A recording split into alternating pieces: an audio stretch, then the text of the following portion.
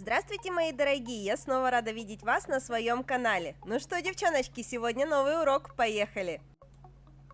Итак, сегодня мы с вами нарисуем безумно быстрый дизайн ногтей. Почему же время выполнения данного дизайна сведено к минимуму? Во-первых, у нас потрясающий гель-лак для покрытия, который ложится буквально-таки в один слой. Соответственно, мы экономим время на нанесении второго слоя, и мы экономим время на его просушке. Ну и плюс мазковая техника создания дизайна, как я уже вам не раз говорила, сама по себе очень скоростная. То есть в этой технике можно нарисовать очень много чего интересного, при этом время рисования данного дизайна сводится буквально-таки к считанным секундам. Быстренько ноготочки покрываем черным цветом. Как я уже говорила, делаем это буквально-таки в один слой. Единственное, что просушиваем хорошо, поскольку цвет плотный, это все-таки черный цвет. Если мы его плохо просушим, он у нас может слегка запузыриться. Но опять же, при этом просыхает он просто потрясающий. Даже если где-то вдруг мы вытянули ручку раньше и у нас пошли пузыри, мы можем заровнять это при помощи финиша. Ничего страшного. Но тем не менее, покрыли, засунули, выдержали полные 2 минутки, достаем из лампы, получаем идеально черные ногти. Для тех, кто не знает, номерочек этого черного цвета LV179, ну а ссылочку, где его можно приобрести, я, конечно же, оставлю в описании. Перекрываем ноготки финишем, оставляем ногтик, на которых мы будем рисовать, без покрытия, потому что перекрывать мы уже будем полностью готовый дизайн.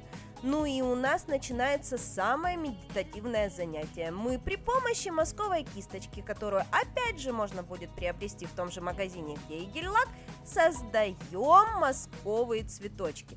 Вот эти вот цветочки, честно, я взяла с подноса. Мы рисовали такие себе подносовые цветы. Ну, не те, которые под носом, а те, которые на подносе нарисованные.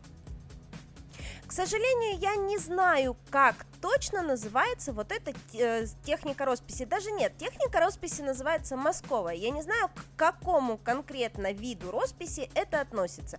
Это и не жестовская роспись, и не гжель, и не хохлома. Вот, к сожалению, я вам не подскажу, как это называется. Если вдруг на канале кто-то знает, как называется вот конкретно вот эта вот схема цветка и откуда, из какой росписи он взят, напишите мне, пожалуйста, в комментариях. Тем не менее, как бы это ни называлось, это все равно получается красиво. В чем же основной нюанс вот этой росписи сегодня?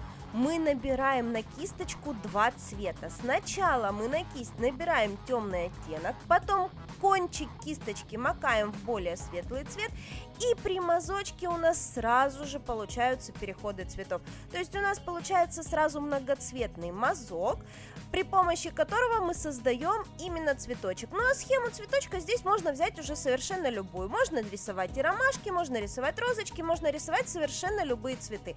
Как называется этот цветок, я тоже, к сожалению, не знаю. Наверное, это какой-то ирис. Но может быть, конечно, и не ирис.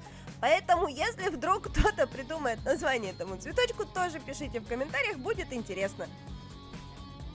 В общем, создаем вот такую вот цветочную композицию на 2 ноготках нашей руки. Опять же, стараемся так, чтобы у нас композиция с пальчика на пальчик перетекала. Ну и, собственно говоря, если это будет похоже на поднос, опять же, вспоминаем поднос, на котором подают посуду, да, то будет замечательно.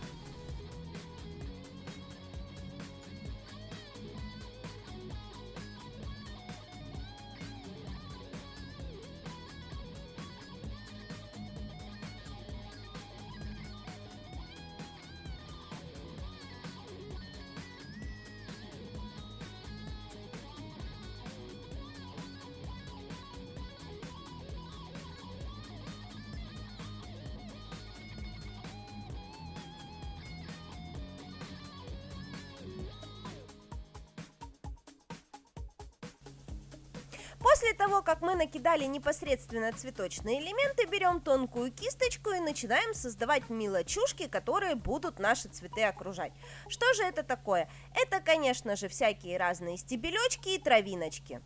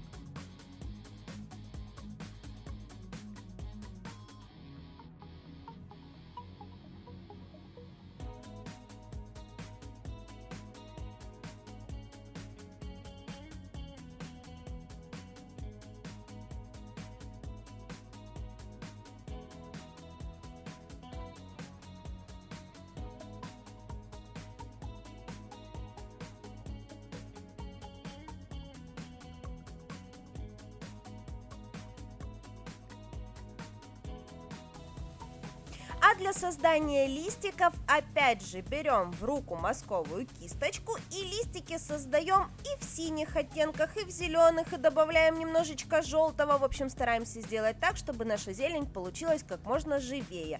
То есть зелень, которая находится на заднем плане, у нас получается более темной, более синей. Зелень, которая выходит на передний план, становится более яркой, более зеленой, более желтой. Я не вымываю кисточку после каждого цвета, я просто подхватываю на кончик новый оттенок, и получаются вот такие вот интересные листья.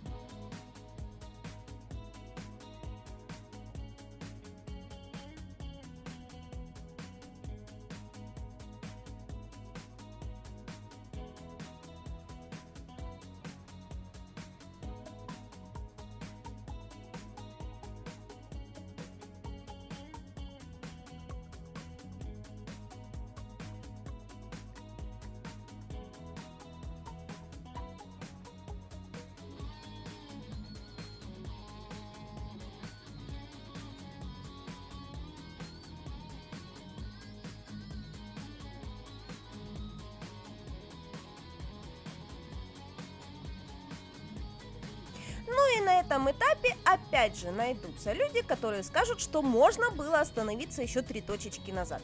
Но тем не менее нам захотелось все это разбавить еще какими-то белыми бликами. Вот мы их и добавляем. В основные, в крупные цветочки добавляем такие себе точечные элементы. Во все остальные цветы добавляем просто белых каких-то полувензельных элементов.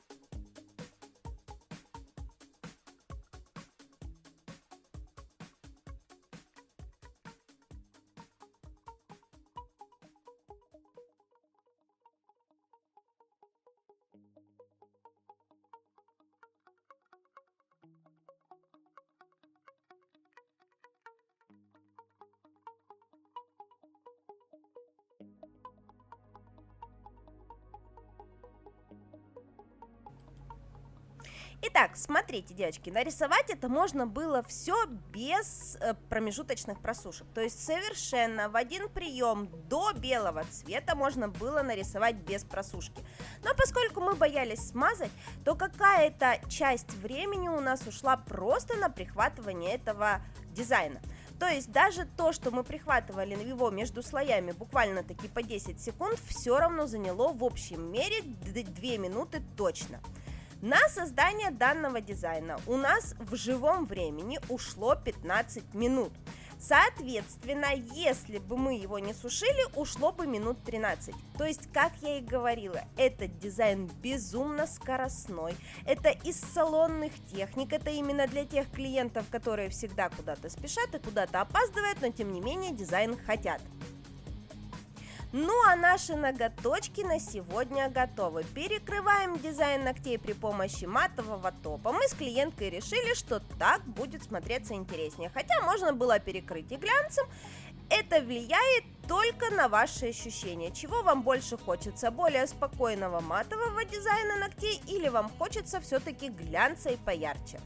Ну а я на сегодня с вами прощаюсь. Всем до новых встреч. Пока-пока.